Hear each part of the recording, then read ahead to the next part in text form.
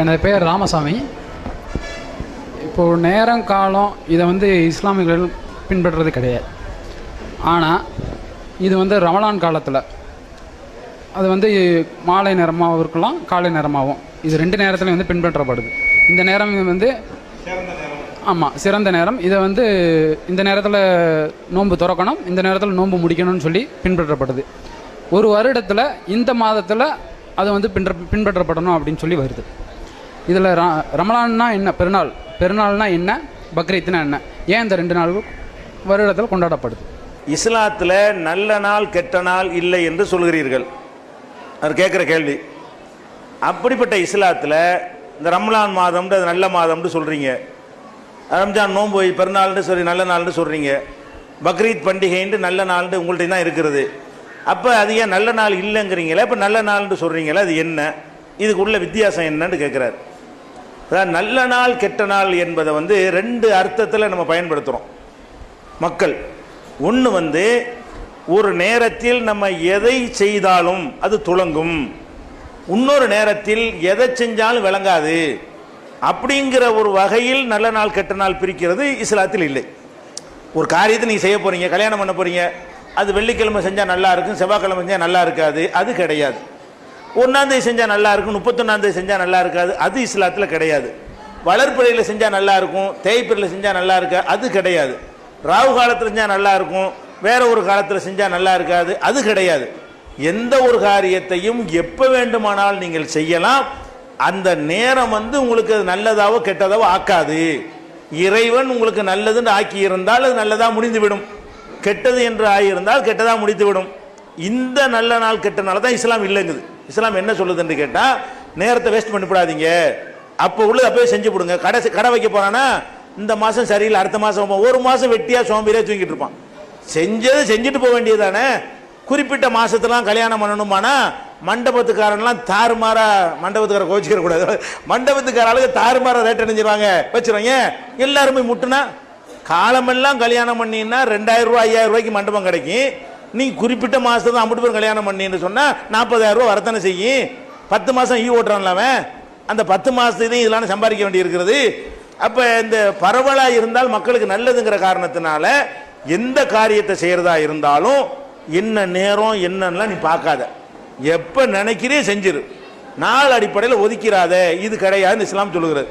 நடைமுறையில் பார்த்தாலும் எந்த ஒரு செகண்ட் எடுத்துக்கொண்டாலும் அந்த ஒரு செகண்டில் 1000 நல்ல காரியம் நடந்தால் 1000 கெட்ட காரியம் நடக்கும். இந்த செகண்டில் 100 பேர் பிறந்தா 100 பேர் செத்து இருப்பான். பிறந்தவனுக்கு நல்ல நேரம், செத்தவனுக்கு கெட்ட நேரம் ஒரே நேரம் தான். இந்த ஒரு செகண்டில் தான் 100 குழந்தை பிறந்திருக்கும். பிறந்தவரெல்லாம் நல்ல நேரம் நினைச்சிட்டு இருப்பான், 100 பேர் செத்து இருப்பான், அவன் கெட்ட நேரம்மா.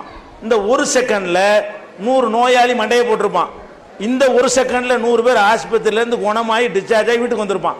அப்போ இந்த நேரம் தான் குணத்தை கொடுத்த நேரம்னு சொல்லலாம், இந்த நேரம் தான் பணத்தை கொடுத்த நேரம்னு சொல்லலாம். பணத்தை அனுப்பி விட்டுருக்குல்ல அப்படி சொல்லலாமா இல்லையா? இந்த மாதிரி நம்ம உலகத்தில் பார்க்குறோம். இந்த ஒரு செகண்டில் 100 பேர் லாபம் அடைஞ்சிருப்பான், 100 பேர் நஷ்டம் அடைஞ்சிருப்பான். அதே நேரத்தில் எனக்கு லாபமா எனக்கு நஷ்டமா. அப்போ நேரத்தில் ஒன்றும் நடக்கலண்டாவதா இல்லையா? ஒரு நேரத்தில் அனைவருக்கும் நல்லது நடந்ததுன்னு ஒரு நேரத்தை காட்ட இயலுமா? அனைவருக்கும் நல்லது நடந்த ஒரு நாளை காட்ட இயலுமா? அனைவருக்கும் நல்லது நடந்த ஒரு மாசத்தை காட்ட இயலுமா? கிடையாது. எந்த மாசத்தை எடுத்தாலும் பிரசவமும் நடக்கும், சாவும் நடக்கும், லாபமும் நடக்கும், நஷ்டமும் நடக்கும், மழையும் இருக்கும், வெயிலும் இருக்கும். அப்ப எல்லா நேரத்திலும் எல்லாம் நடந்து கொண்டு இருக்கும் பொழுது அப்ப என் நேரத்தை வச்சுக்க நீ தள்ளி போடுற, காரி தள்ளி போடுற என்று இஸ்லாம் என்ன செய்யுது? அது கேட்கிறது. இதுதான் கிடையாது. அதே நேரத்தில் இறைவனை வணங்குவதற்கு சில நேரங்கள் ஏற்ற நேரம், இறைவனுக்கு பிடித்த நேரம் அப்படின்னு சொல்வது மூட நம்பிக்கையில் வராது. ஏன் வராதுன்னு கேட்டா, இறைவன் அவனை வணங்குவதற்கு ஒரு நேரத்தை, இந்த நேரத்தில் என்னை வணங்க வேண்டும், இந்த நேரத்தில் என்னை நீங்கள் பிரார்த்திக்க வேண்டும் அப்படின்னு இறைவனா ஒரு காரணத்துக்கு சொன்னாரையானால் அது நம்முடைய முன்னேற்றத்தையோ நம்முடைய உழைப்பையோ நம்முடைய நல்ல காரியங்கள் கெட்ட காரியங்கள் செய்வதையோ பாதிக்க போறது இல்லை. அந்த நல்ல நாள் இருக்குதான்னு கேட்டால் இஸ்லாத்தில் இருக்கிறது. என்ன இருக்கிறது? நாங்கள் நல்ல நாள்லேயே சிறந்த நல்ல நாளாக கருதுவது குர்ஆன் எங்களுக்கு தரப்பட்டது தான் எங்களுக்கு கிடைச்ச ஒரு பாக்கியம். குர்ஆன்ல அந்த அறிவுபூர்வமான கருத்துக்கள்லாம் இருக்கிறது. அந்த குர்ஆன் ரம்ஜான் மாசத்தில் தான் தரப்பட்டது. ரமலான் மாசத்தில் குர்ஆன் தந்த காரணத்தினால அதுக்கு நன்றி செலுத்தும் விதமாக நாங்கள் 1 மாத காலம் என்ன செய்கிறோம்? பகல் நேரங்களில் இந்த குர்ஆன் தந்ததுக்கு நன்றி. அப்படிதான் குர்ஆன்ல இருக்கு. ஷஹ்ரு ரமலான் அல்லது உன்சில பிஹில் குர்ஆன், ரமலான் மாதத்தில் தான் குர்ஆன் அருளப்பட்டது, அது மனிதர்களுக்கு நேர்வழி காட்டக்கூடியது, எனவே இந்த மாதத்தை அடையும் பொழுது நோன்பு வையுங்கள், இப்படி குர்ஆன்ல இருக்கிறது.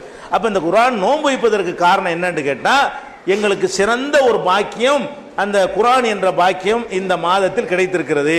நோன்பு வைத்து முடித்த பிறகு சந்தோஷமா அடுத்த மாசத்தினுடைய முதல் நாளில் பெருநாள் கொண்டாடுகிறோம். பெருநாள் ரம்ஜான்ல கொண்டாடுறது இல்லை, ரம்ஜான் முடித்து அடுத்த நாள் தான் கொண்டாடுறோம், விளங்குதா? அப்ப இந்த இந்த நோன்பு வைத்ததனுடைய 30 நாள் பட்னியா கிடந்தோம்ல, அன்னைக்கு பகல்ல சாப்பிடுவதற்கு இறைவன் நமக்கு அனுமதி கொடுக்கிறார். சந்தோஷம். 30 நாள் பட்னியா கிடக்க சொன்னாரு, அவருக்கா பட்னியா கிடந்தோம், இப்ப பகல்ல சாப்பிடுறதுக்கு அனுமதிச்சிருக்கிறாரு, அது ஒரு மகிழ்ச்சியா நம்ம சாப்பிடுவோம் என்பதற்காக வேண்டி உள்ளதான் ரம்ஜான் பண்டிகை என்பது. பக்ரீத் என்பது என்னன்னு கேட்டா, ஆபிரகாம் இப்ராஹிம் என்று சொல்லக்கூடிய ஒரு நபி தூதர் இருந்தார். நபிகள் நாயகம் எப்படி நாங்க இறை தூதர் நம்புறோமோ, அவங்களுக்கு முன்னாடி ஆயிரக்கணக்கான தூதர்கள் வந்திருக்கிறாங்க. ஒவ்வொரு பகுதிக்கும் ஒரு தூதர் வந்திருக்கிறாங்க. நபிகள் நாயகம் கடைசி தூதர் நாங்க நம்புறோம். அப்படி வந்த தூதர்கள்ல ஒருத்தர் இப்ராஹிம் என்பவர் அவர் காலத்தில் மனிதர்களை கடவுளுக்கு பலியிட்டு கொண்டிருந்தார்கள். நரபலி, ஒரு மனுஷனையே கொண்டே கடவுளுக்காக என்ன செய்வாங்க, பலி. இப்ப கூட இருக்கிறது, புதையலுக்காக வேண்டி இன்னும் பல காரியத்துக்காண்டி பெத்த பிள்ளையெல்லாம் கொண்டு என்ன செய்யறான், பலியிடுகிறான். அப்ப கடவுளுக்கு மனுஷனை பலியிடுவது நல்லது இல்லை. இதை புரிய வைப்பதற்காக கடவுள் என்ன பண்றாருன்னா, ஆபிரகாமுக்கு உன் பிள்ளைய பலியிடு அப்படிங்கிறாரு.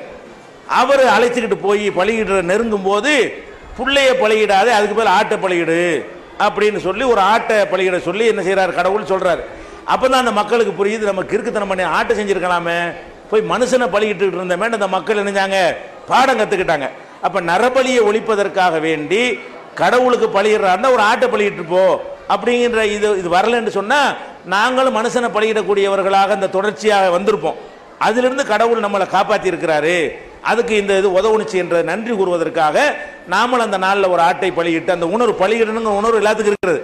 நரபலி மனித பலி இஸ்லாத்தில் இல்லை, எந்த காரணத்தை கொண்டு மனுஷனை பலியிடக்கூடாது என்று ஒரு நிரூபிப்பதற்காக வேண்டி ஒரு ஆட்டையோ ஒரு மாட்டையோ ஒரு ஒட்டகத்தை நாங்கள் என்ன செய்யணும், பலியிட வேண்டும் என்று எங்கள் மார்க்கத்தில் இது பக்ரீத்துங்கிறது.